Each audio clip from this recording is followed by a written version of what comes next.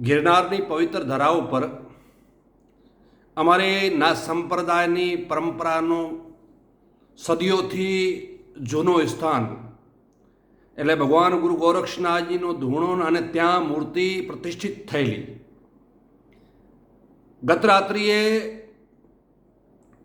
કોઈ ભી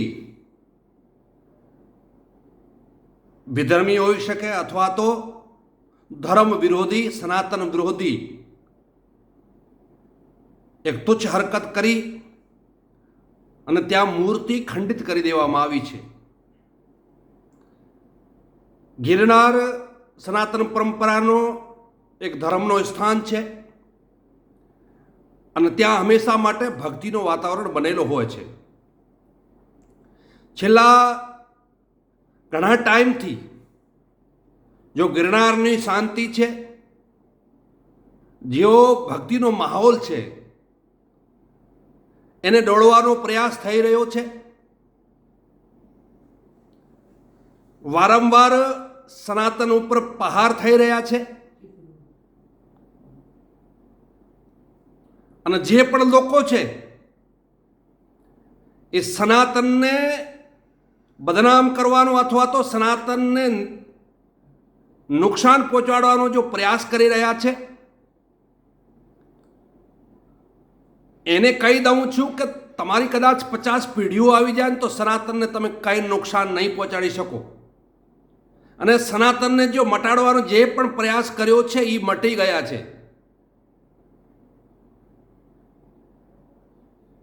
સરકારનો અને ત્યાંના પ્રશાસનનું દાયિત્વ બને છે કે જે આવા લુખા તત્વો જે શાંતિને દોડવાનો પ્રયાસ કરી રહ્યા છે એને વિરુદ્ધ સખ્ત કાર્યવાહી કેમ નથી થતી? વારંવાર એવી ઘટના બનતી હોય છે, મંદિરો ઉપર હુમલા થતા હોય છે, મંદિરોની મૂર્તિઓ ખંડિત કરી દેવામાં આવતી હોય છે.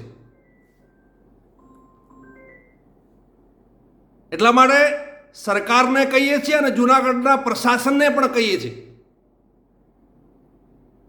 કે જે પણ લોકો છે, જે સનાતનના વિરોધી લોકો છે,